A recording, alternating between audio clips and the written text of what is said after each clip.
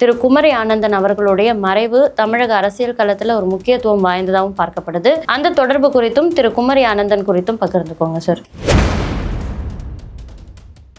முதுகெலும்பு அவங்களுக்கெல்லாம் இல்லை, ஆனால் இவர் ஒருத்தருக்கு தான் முதுகெலும்பு இருக்குது. அவர் குத்துனது எங்கள் நெஞ்சில், இலக்கிய செல்வர் குத்துனது எங்களுடைய நெஞ்சில், ஆனால் மற்றவர்கள் குத்தி இருப்பது எங்களுடைய முதுகில். அதனால தான் அவர் ஒரு சிறந்த போர் வீரருங்கிறோம்.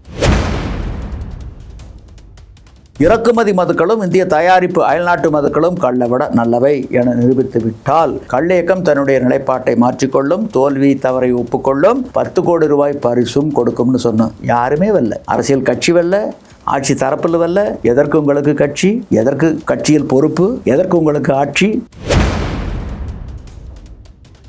எம்ஜிஆர் எங்க இருக்காரு? போயிட்டாரு மேல. கலைஞர் அவரும் மேல. செல்வி ஜெயலலிதா அவங்களும் மேல. வரவழைக்க முடியுமா 3 பேர்த்து?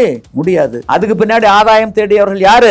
இபிஎஸ், ஓபிஎஸ், இப்போது இருக்கக்கூடிய மு.க. ஸ்டாலின். 3 பேர் வாங்க.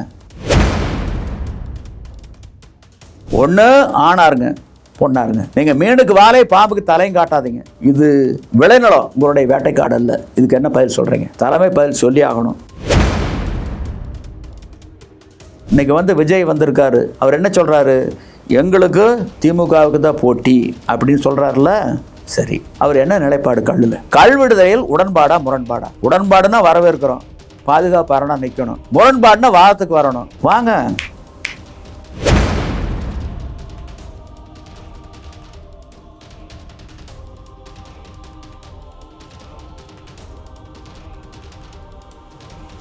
யூ தமிழ் நேயர்களுக்கு வணக்கம். இன்னைக்கு நம்ம கூட கல் இயக்க கள ஒருங்கிணைப்பாளர் திரு கல்லு நல்லுசாமி அவர்கள் தான் இணைஞ்சிருக்காங்க. வணக்கம் சார். வணக்கம்.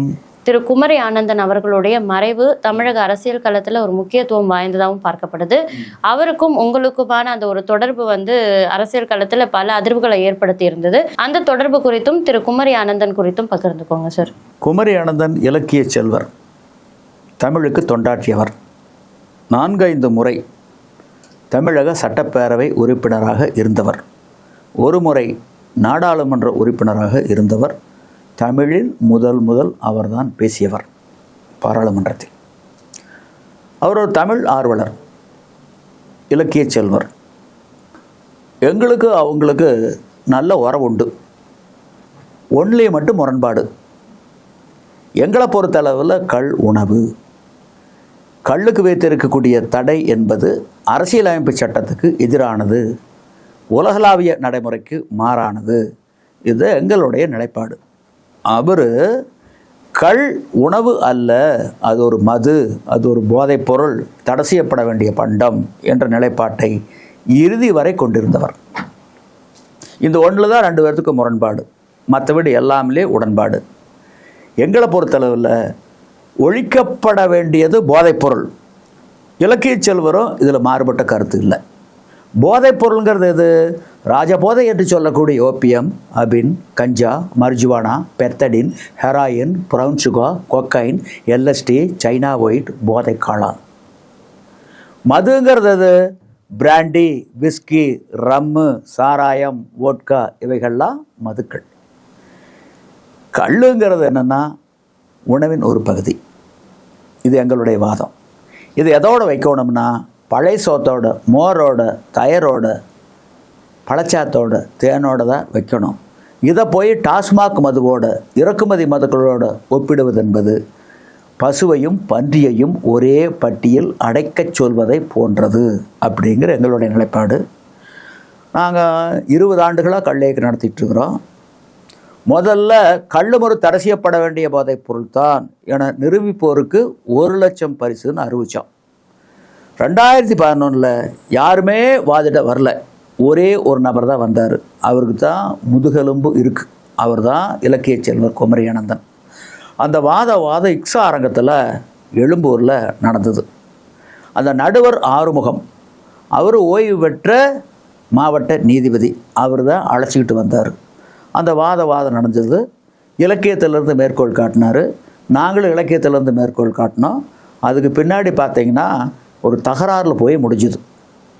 முடிஞ்ச உடனே காவல்துறை உள்ளே தடுத்து நிறுத்தி அந்த மோதல் போக்கை தவிர்த்து சமாதானம் பண்ணி அனுப்பி வச்சாங்க. யாருமே முன் வராத ஒரு நேரத்தில் அவர் தான் வந்து முன் வந்து இந்த விவாதத்துக்கு தயாராக இருந்திருக்காரு. அந்த மாதிரி இடத்துல அவர் என்ன மாதிரியான விவாதங்களை முன் வச்சாரு சார்? அவர் என்ன மாதிரி விவாதத்தை முன் வச்சார்னா, அரசியலமைப்பு சட்டப்படி கள் தடை விதிக்கப்பட வேண்டிய பொண்டம்னு சொன்னார். எங்களை பொறுத்தளவில் அரசியலமைப்பு சட்டம் தெளிவாக இருக்குது. இன்றைக்கி வந்தாலும் சரி, அவர் வந்து சொன்னார் அரசியலமைப்பு சட்டப்படி கள் ஒரு போதைப் பொருள்னாரு. அரசியலமைப்பு சட்டப்படி கள் ஒரு மருந்து, கள்ளுக்கு தடை விதிக்கவே கூடாது. அதுதான் எங்களுடைய வாதம். இன்றைக்கி நாங்கள் சொல்கிறோம், சரி அவர் காலமாயிட்டார். கடைசி நேரத்தில் 2 மாதத்துக்கு முன்னாடி கூட எனக்கு ஒரு கடிதம் எழுதினார். வாதம் சென்னையில் வச்சுக்கலாம், என்னுடைய நலன் கருதி நீங்கள் ஏற்பாடு பண்ணுங்கள், நான் வர்றேன் அப்படின்னு சொல்லியிருந்தார். அது கடைசி வரல தன்னுடைய கொள்கையில் பிடிப்பாக இருந்தவர், ஒரு திடமானவர். அதை உண்மையில் பாராட்டலாம். அதாவது நட்புக்கு இலக்கணவர் நகுதர் பொருட்டென்று நட்டல் மிகுதிக்கன் மேற் சென்று இடித்தற் பொருட்டு. நட்பு என்பது கேளிக்கைக்கும் வேடிக்கைக்கும் விளையாட்டுக்கும் அல்ல. நண்பன் முறை தவறி, பாதை தவறி, சிந்தனை தவறி, கொள்கை தவறி, கோட்பாடு தவறி, மாறுபட்டு வேறுபட்டு திரிவுபட்டு நிற்கின்ற பொழுது உங்களுடைய எண்ணம், கருத்து, சிந்தனை, கொள்கை தவறு என இடித்து சொல்வதற்கும் எடுத்து காட்டுவதற்கு தான் நட்பு. அந்த அடிப்படையில் அவர் முயற்சி பண்ணார். எங்களை பொறுத்தளவில் எங்களுடைய கொள்கையில் நாங்கள் திடமாக இருக்கிறோம். அவரை பொறுத்தளவில் அவருடைய நிலைப்பாட்டில் திடமாக இருக்கார். இதுக்கு வந்து தமிழ்நாட்டு மக்கள் தான் வரக்கூடிய 2026 பதில் சொல்லணும். இந்த கல் விடுதலைக்கு ஒரு முடிவு காணாமல் அவரும் அவரோட உயிர் பிரிஞ்சிருச்சு. இதுக்கப்புறம் எந்தெந்த மாதிரியான முன்னெடுப்புகளை நீங்கள் எடுக்கலான்னு இருக்கீங்க? ஏன்னா ஒரே ஒரு ஆள் தான் வந்து இதுக்கு முரணாக நின்னார். இப்போ அந்த நபரும் இப்போ இல்லை. ஸோ இதுக்கப்புறம் இந்த கல் விடுதலைக்கான போராட்டங்களை எப்படி முன்னெடுக்கலாம் அப்படின்னு நினைக்கிறீங்க? மௌனம் சம்மதத்துக்கு அறிகுறி. இப்போ எல்லாரும் மௌனமாக இருக்காங்க. கலைஞர் அவர்கள் முதலமைச்சராக இருந்த போதும், செல்வி ஜெயலலிதா அவர்கள் இருந்த போதும், இபிஎஸ் ஓபிஎஸ் வகைராக்கள் இருந்த போதும், இப்போது இருக்கக்கூடிய மாண்புமிகு மு.க. ஸ்டாலின் இருக்கின்ற போதும் இதே சென்னையில் அசுமேத யாகங்கள் நடத்தணும்.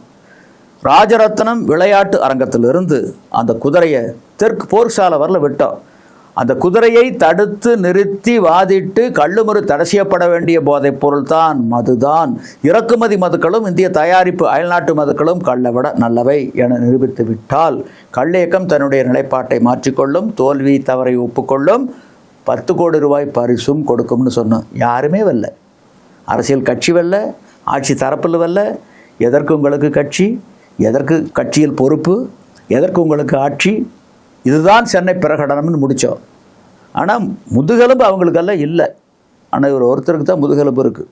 அதனால் அவர் குத்துனது எங்கள் நெஞ்சில், இலக்கிய செல்வர் குத்துனது எங்களுடைய நெஞ்சில்.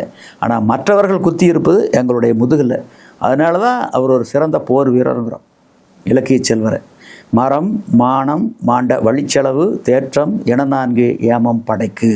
ஒரு படைக்கு உண்டான சிறப்பு அம்சங்கள் எவை என்றால், படையில் இருக்கக்கூடிய வீரர் ஒவ்வொருவரும் வீரம் மிக்கவர்களாக இருக்கணும், முதல் அம்சம். 2வது அம்சம், நல்ல ஒழுக்கமுள்ளவர்களாக இருக்க வேண்டும். அதாவது நல்ல நாகரிகம், நல்ல ஒழுக்கம் இவற்றை கற்றவர்களாகவும் வாழ்வில் கடைப்பிடிப்பவர்களாகவும் இருக்க வேண்டும். அடுத்து மானமுள்ளவங்களாக இருக்கணும், மானஸ்தனாக இருக்கணும் ஒவ்வொரு வீரனும். மயிர் நீப்பின் வாழா கவரிமானன்னார் உயிர் நீப்பர் மானம் வரின். இறுதியாக உறுதியாக சாராக பிழிவாக சாராம்சமாக நம்பிக்கை.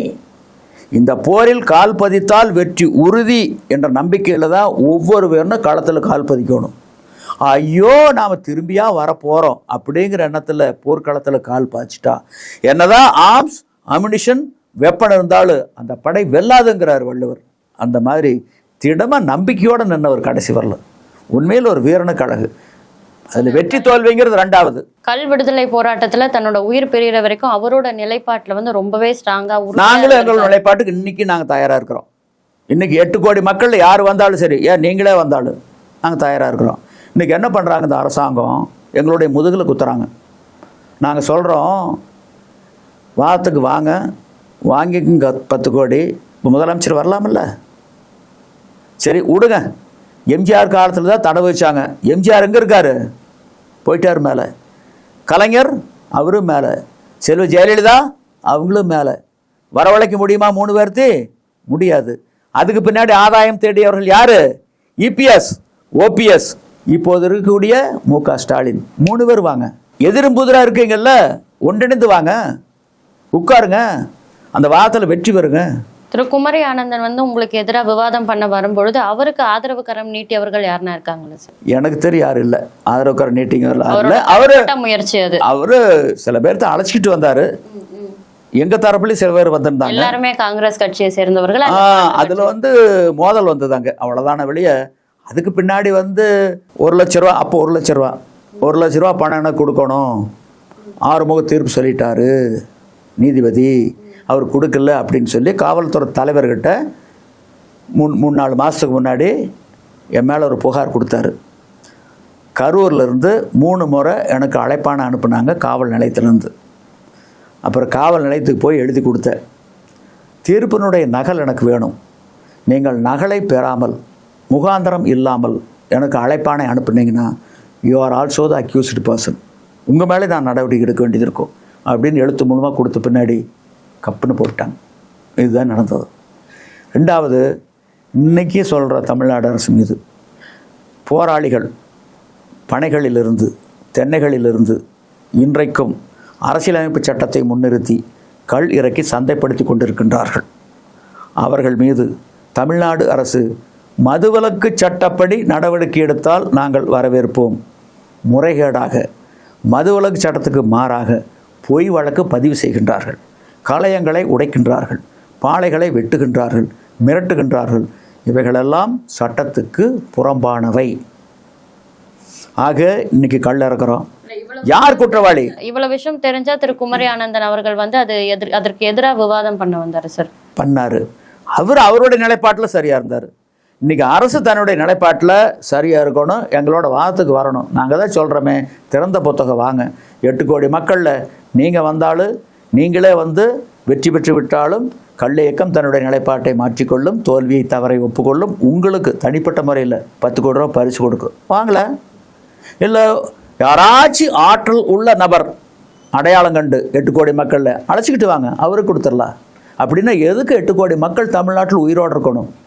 இல்லை உலகத்தில் எந்த நாட்டில் தடை இருக்குது, எந்த மாநிலத்தில் இருக்குது? ஏன் பொய் வழக்கு போடுறீங்க பனையர்கள் மீது? இன்னைக்கு கல் இறக்குறாங்க அரசியலமைப்பு சட்டத்தை முன்னிறுத்தி. இறக்குவோர் மீது தமிழ்நாடு அரசு நடவடிக்கை எடுக்குது. யார் குற்றவாளி? அரசியலமைப்பு சட்டத்தை மதித்து கள் இறக்குவோர் குற்றவாளியா? கள் இறக்குவோர் மீது தமிழ்நாடு மதுவிலக்கு சட்டப்படி நடவடிக்கை எடுக்கும் அரசு தரப்பு குற்றவாளியா? அரசுதான் குற்றவாளி. The government of Tamil Nadu is accused person, not the toddy tapper. நாங்கள் அரசியலமைப்பு சட்டப்படி கல் இறக்குறோம், மதுவிலக்கு சட்டப்படி நடவடிக்கை எடுக்கிறீங்க. அரசியலமைப்பு சட்டத்துக்கு கட்டுப்பட்டது மதுவிலக்கு சட்டமா, இல்லை மதுவிலக்கு சட்டத்துக்கு உட்பட்டது அரசியலமைப்பு சட்டமா? It is purely question of law as to the interpretation of the Indian constitution. இன்னைக்கு ஒவ்வொரு கட்சி தலைமை கழுத்தில் துண்டை போட்டு இழுக்க போகிறோம். இடதுசாரி வலதுசாரி தேசிய கட்சி மாநில கட்சி எல்லா கட்சியினுடைய தலைமை போய் பார்க்குறோம். கள் விடுதலையில் உங்களுக்கு உடன்பாடா முரண்பாடா? உடன்பாடு என்றால் வரவேற்கின்றோம். அதே நேரத்தில் நீங்கள் வாய்ப்பந்தல் மட்டும் போட்டுவிடக்கூடாது. நாங்கள் ஆட்சிக்கு வந்தால் கல்லுக்கு விடுதலை கொடுப்போம்னு சொல்கிறத ஏற்றுக்கொள்ள முடியாது. இன்னைக்கு அரசாங்கம் கல் இறக்குவோர் மீது தவறான முறையில் நடவடிக்கை எடுத்து வருகின்றது. அவர்களுக்கு நீங்கள் பாதுகாப்பு அரணாக நிற்க வேண்டும். முரண்பாடு என்றால் வாதத்துக்கு வர வேண்டும், வாங்கி கொள்ள வேண்டும் 10 கோடி ரூபாயை. இரண்டுக்கும் தயாராக நாங்கள் இல்லை என்றால், ஒன்று ஆணாருங்க, இல்லை பொண்ணாருங்க, 2ஆம் கட்டான்னு இருக்க வேண்டாங்க. ஒன்று ஆணாருங்க, பொண்ணாருங்க. நீங்கள் மீனுக்கு வாழை பாம்புக்கு தலையும் காட்டாதீங்க. இது விளைநிலம், உங்களுடைய வேட்டைக்காடு அல்ல. இதுக்கு என்ன பதில் சொல்கிறீங்க? தலைமை பதில் சொல்லி ஆகணும். இல்லாவோனா வரக்கூடிய 2026 தேர்தலில் மக்கள் பாடம் போட்டுவார்கள். இன்றைக்கி வந்து விஜய் வந்திருக்காரு, அவர் என்ன சொல்கிறாரு? எங்களுக்கு திமுகவுக்கு தான் போட்டி அப்படின்னு சொல்கிறாருல. சரி, அவர் என்ன நிலைப்பாடு? கல்லில் கள் விடுதலையில் உடன்பாடா முரண்பாடா? உடன்பாடுனா வரவேற்கிறோம், பாதுகாப்பு அரணா நிற்கணும். முரண்பாடுனா வாதத்துக்கு வரணும். அப்படி விஜய் அவர்கள் வாதத்துக்கு வந்து இந்த புஷி ஆனந்துக்கு இது எல்லாம் அழைச்சிட்டு அவங்க தரப்பில் எத்தனை பேர் இருந்தாலும் கோருங்க, எங்கள் தரப்பில் ஒருத்தருக்கு மட்டும் வர்றோம். ஒளித்தக்கால நாம் உவரி எலிப்பகை நாகம் உயிர் பக்கிடும். ஆயிரக்கணக்கான எலிகள் வந்தாலும் நாகம் தலை தூக்குனா நாகத்தினுடைய காத்துப்பட்ட எலிகள்லாம் மடிஞ்சிரு. எங்கிட்ட நியாயம் இருக்குது, வாங்க வாதத்துக்கு. அந்த வாதத்தில் விஜய் தரப்பு, தமிழக வெற்றி கழகம் தரப்பு வெற்றி பெற்று விட்டால் அது மக்கள் மத்தியில் இதயத்தில் அவர்கள் இடம் பிடிப்பார்கள், அவரும் அவருடைய கட்சியும். அது வரக்கூடிய 2026 தேர்தலில் வாக்குகளாக மாறும்.